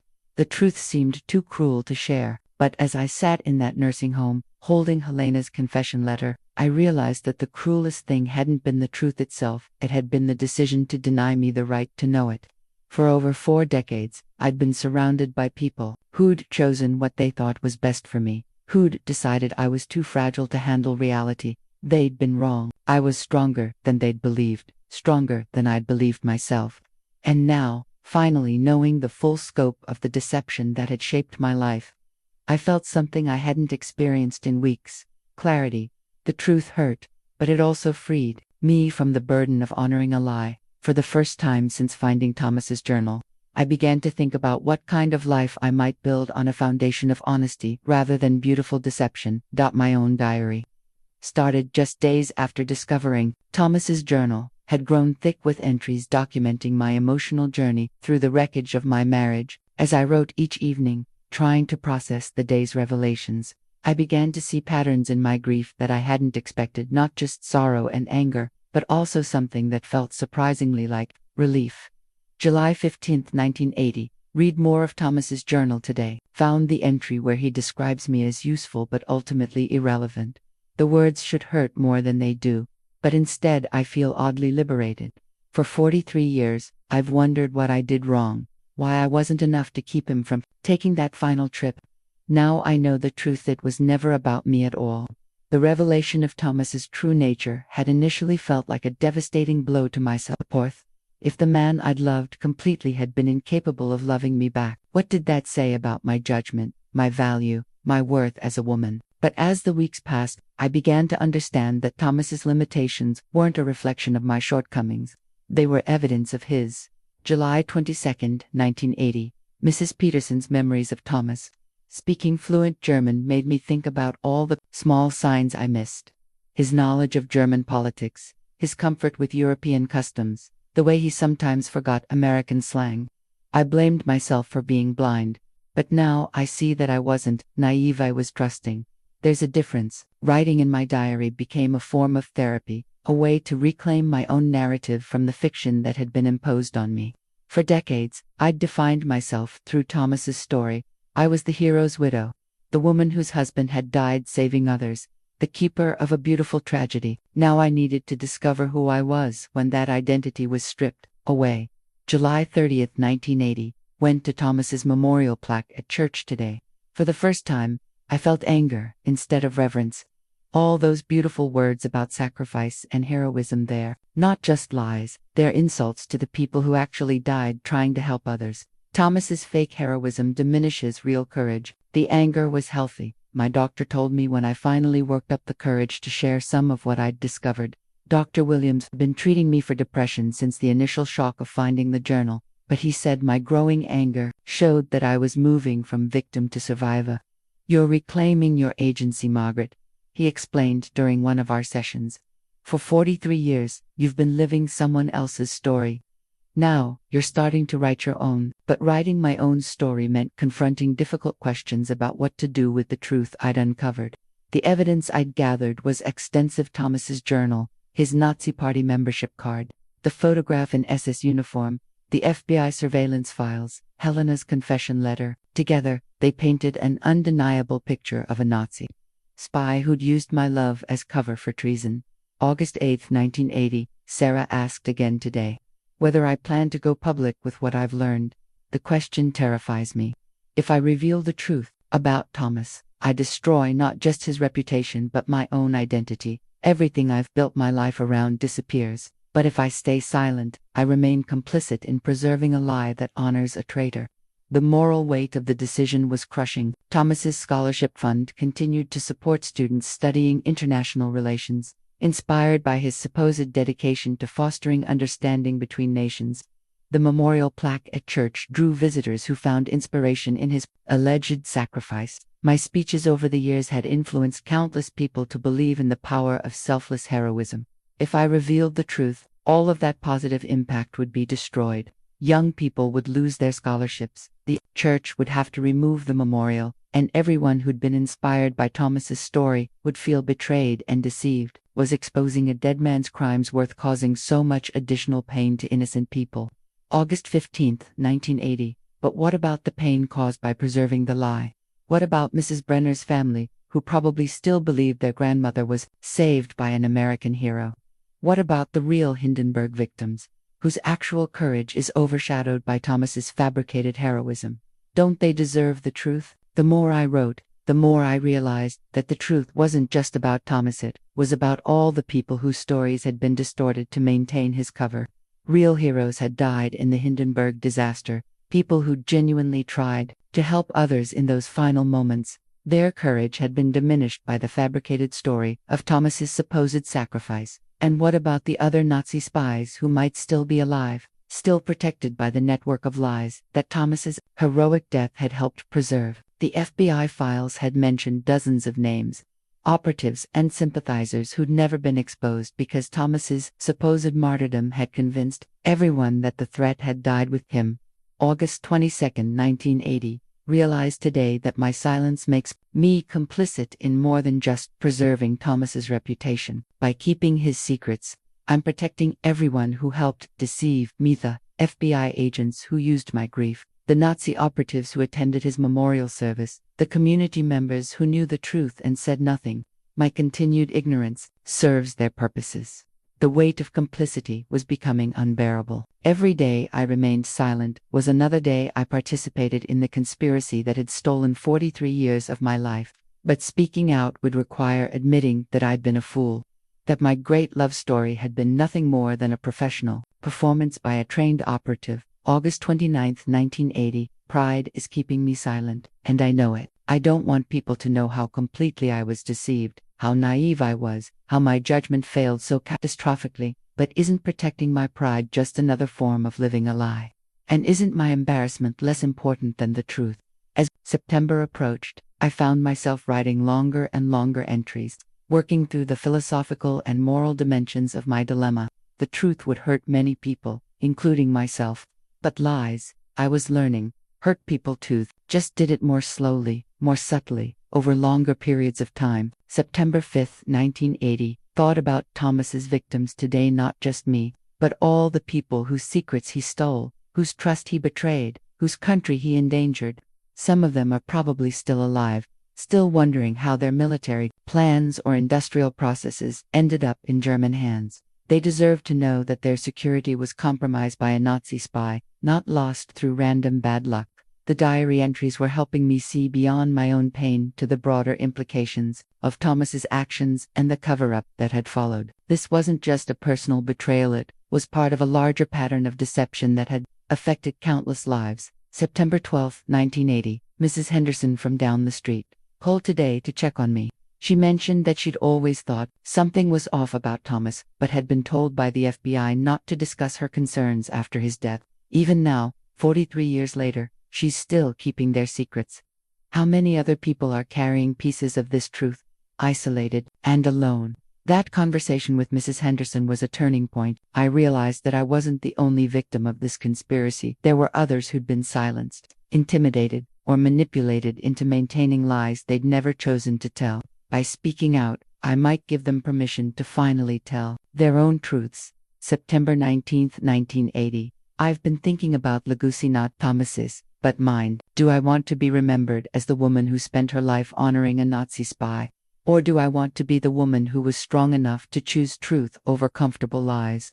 The decision feels monumental, but maybe that's because it is. As autumn arrived, I began to feel a strange sense of peace about my decision, though I hadn't yet fully articulated what that decision would be. The diary had become more than just a record of my emotional journey, had become a tool for moral reasoning, a way to think through the most important choice of my life. September 26, 1980, went to Thomas's memorial plaque again today. Instead of feeling anger or sadness, I felt determination. That bronze plaque doesn't honor the man I thought I married, it honors a fiction created to protect traitors. But I have the power to change that. I have the power to choose truth.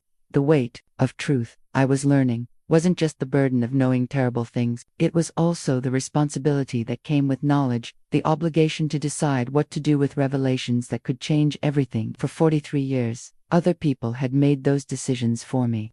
Now, finally, it was my turn to choose. Thomas's wedding ring sat in my palm like a piece of evidence, its gold surface tarnished, not by time but by the weight of truth I now carried. For 43 years, I'd kept it in a place of honor, on my dresser, beside his photograph, and his final letter. Now, as I held it in the harsh fluorescent light of my kitchen, it looked different, smaller, cheaper, like the prop it had always been. I'd removed it from its shrine that morning, finally ready to confront not just Thomas's memory, but my own role in preserving his lies. The ring bore an inscription I'd always found romantic: Für immer den. Th. Thomas had told me it meant forever yours, in German, a sweet tribute to his heritage.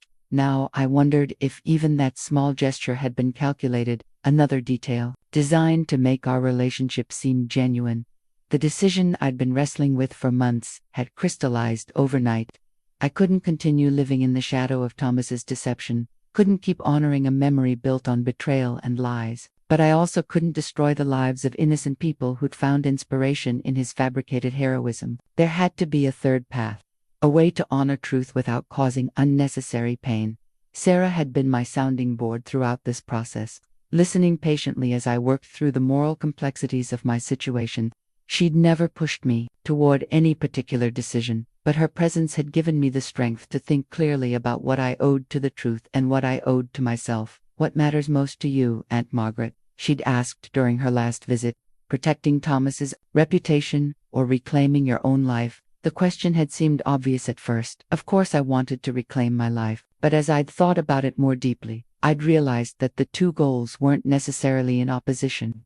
I could acknowledge the truth about Thomas without necessarily broadcasting it to the world. I could free myself from the burden of his lies without destroying everyone else who'd been touched by them. The wedding ring represented everything I needed to leave behind, not just Thomas's betrayal, but my own willingness to build my identity around someone else's story. For 4 years, I'd been Mrs. Thomas Hoffman, the hero's widow, the keeper of a sacred memory. It was time to discover who Margaret might be, when she wasn't defined by tragedy and loss. I'd spent the morning making phone calls, setting in motion a plan that felt both terrifying and liberating. The first call had been to the Historical Society, resigning my position as president and recommending that the Thomas Hoffman Scholarship be quietly discontinued when current recipients graduated. I'd cited my age and desire to retire, avoiding the need to explain the real reasons. The second call had been to Father Rodriguez at St. Matthew's, requesting a private meeting about the memorial plaque. I hadn't told him what I'd discovered about Thomas, but I'd suggested that perhaps it was time to replace individual memorials with a more general tribute to all Hindenburg victims. He'd been understanding, attributing my request to the natural evolution of grief over time. The hardest call had been to Dr. Williams, my therapist, telling him that I wouldn't need any more sessions. The depression that had overwhelmed me after discovering Thomas's journal had lifted, replaced by a clarity of purpose I hadn't felt in decades. I was ready to stop processing the past and start building a future. But the most important conversation had been with myself, conducted in the pages of my diary over many sleepless nights.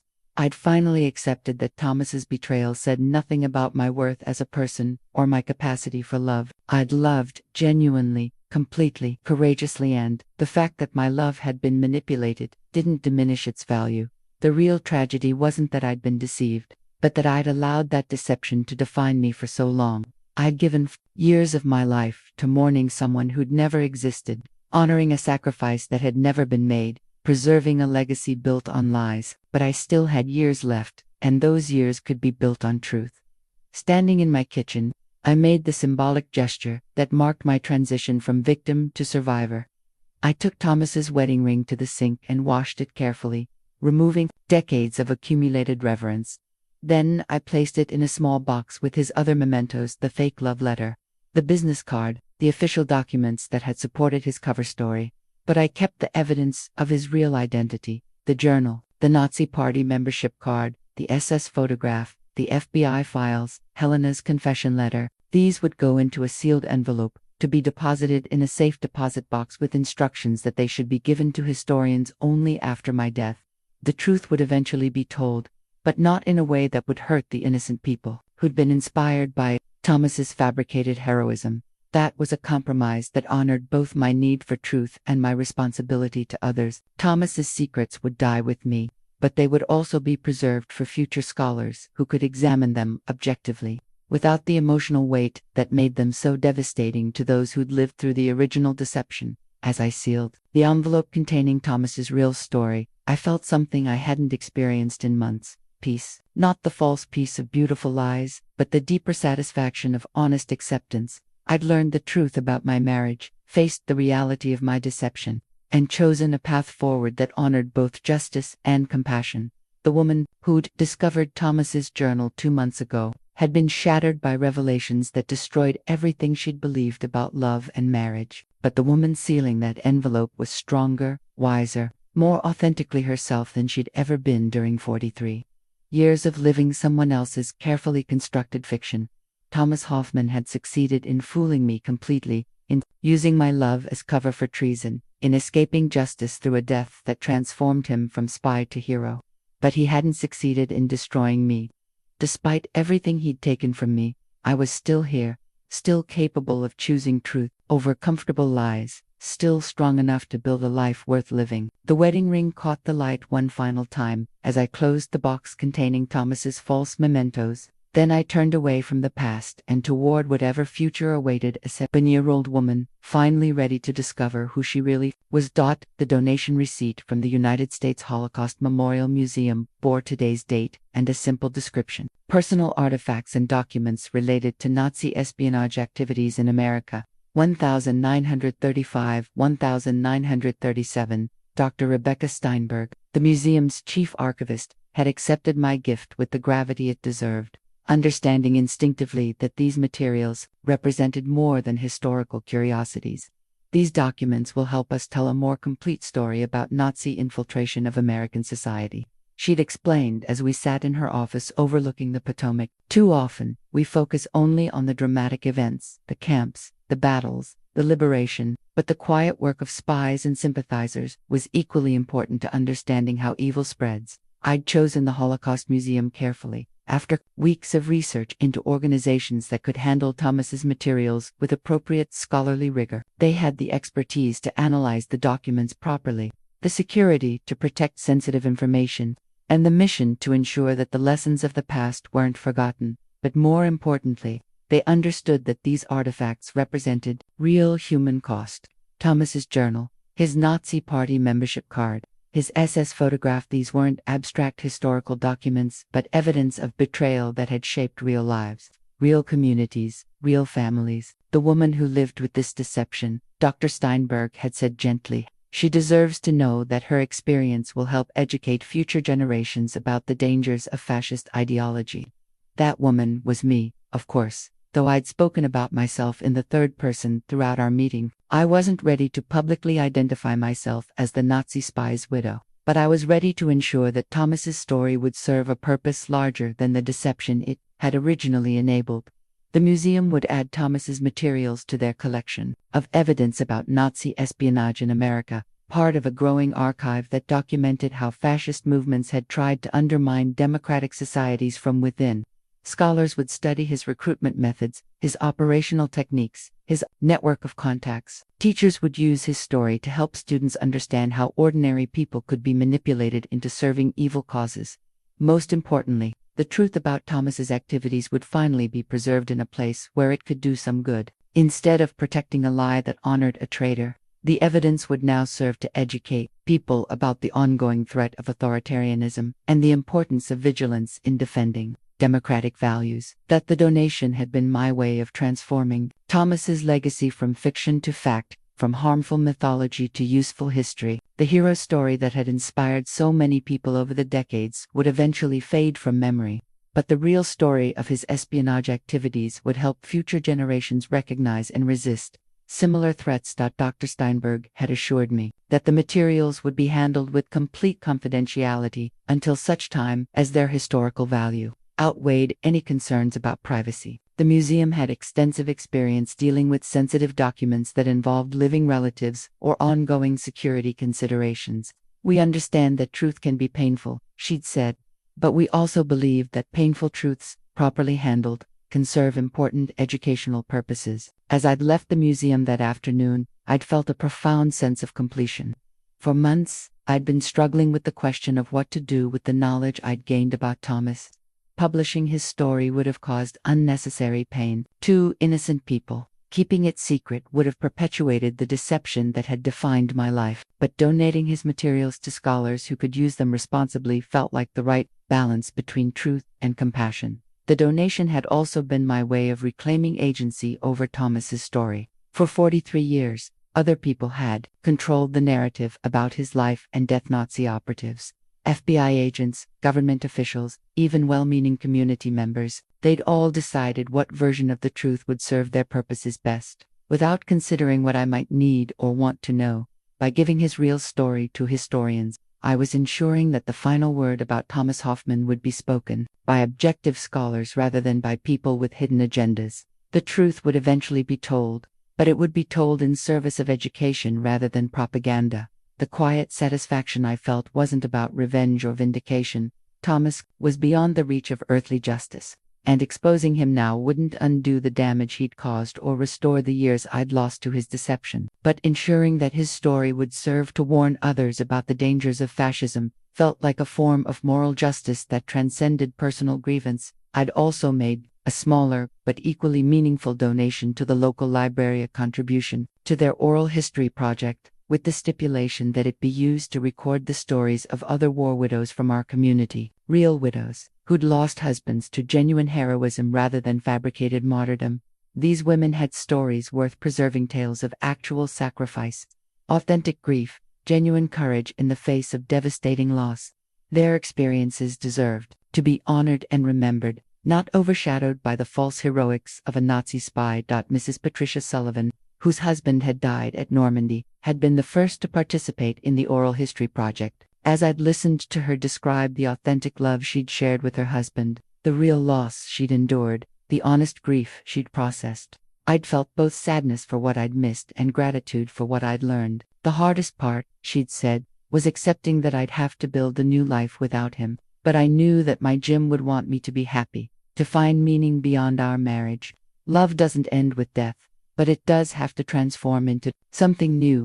Her words had resonated deeply with me, though my situation was obviously different. I wasn't transforming love that had been genuine. I was finally freeing myself from love that had been manipulated. But the principle was the same. I needed to build a new life based on who I actually was rather than on who I'd been told I should be. The donation receipt from the Holocaust Museum would join the few mementos I'd decided to keep from my marriage, not Thomas's fake love letter or his business card, but genuine artifacts of my own experience, my diary from the past few months, documenting my journey from deception to truth, photographs of myself at various ages, reminders that I'd existed as an individual before, during, and after my marriage, letters from friends and family who'd supported me through this difficult time. These were the materials that told my real story, not the fiction I'd lived for 43 years, but the truth I was finally ready to embrace. I was Margaret, not just Mrs. Thomas Hoffman.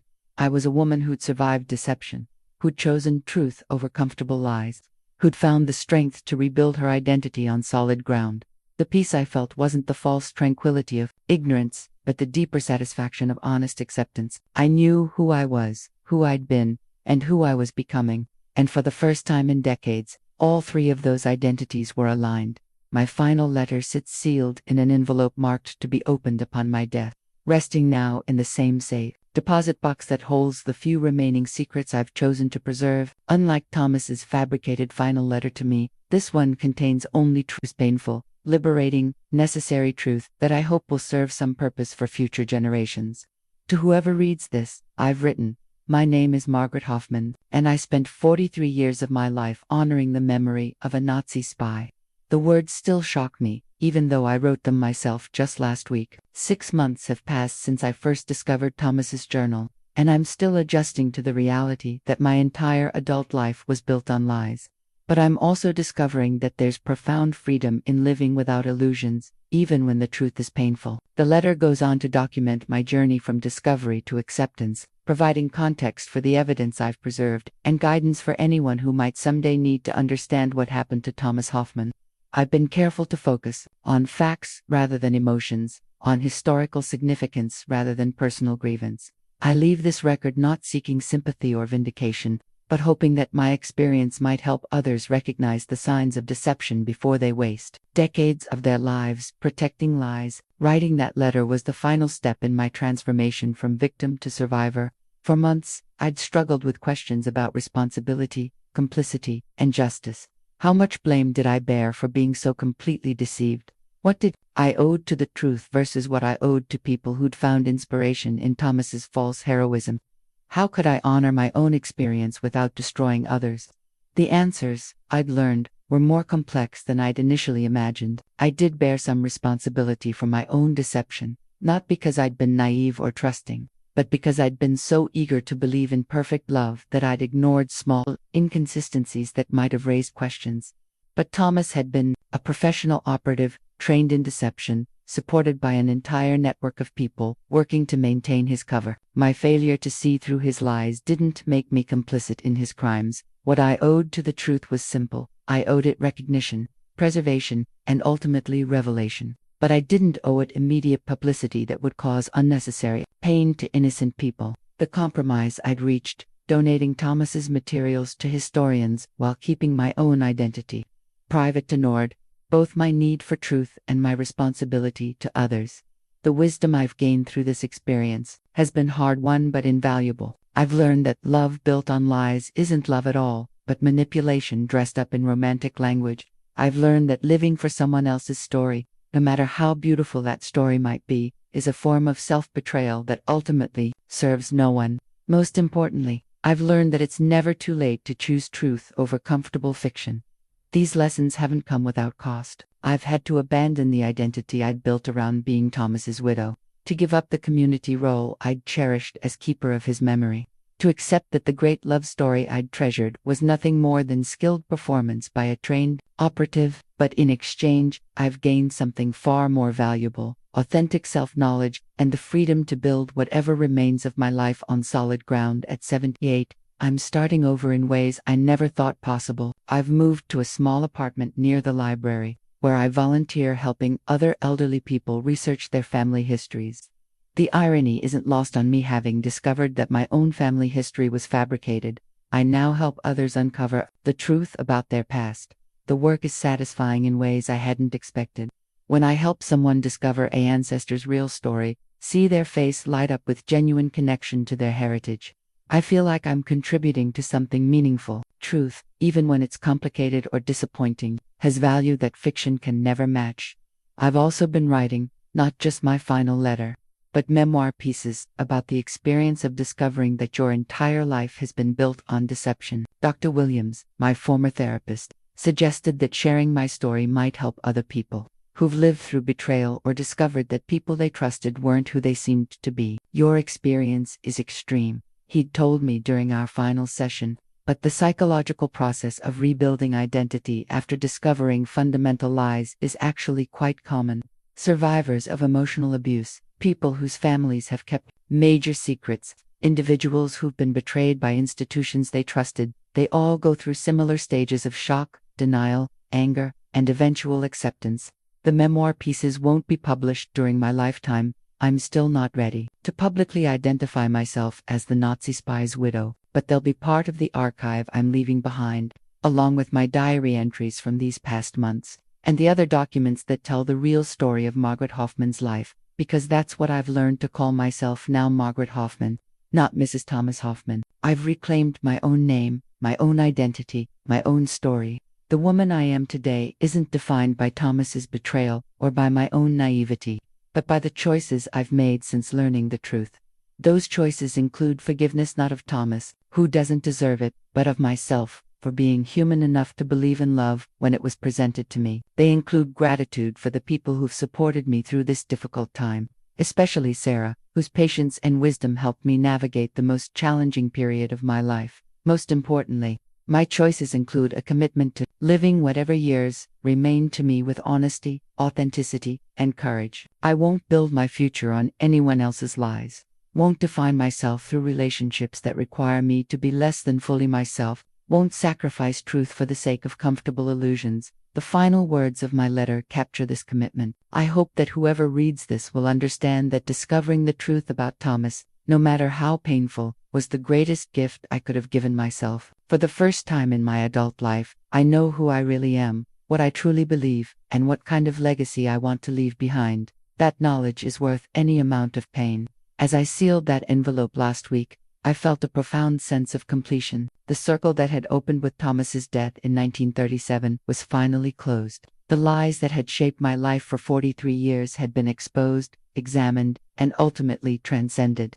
I'm still Margaret Hoffman, but now I'm Margaret Hoffman, on my own terms, defined by my own choices rather than by someone else's deception. At 78, I'm finally free to discover what kind of woman I might have been all along, if I'd been living my own story instead of someone else's carefully constructed fiction. The truth has set me free, just as they say it will. But freedom, I've learned, isn't the end of the story, it's the beginning of whatever comes next.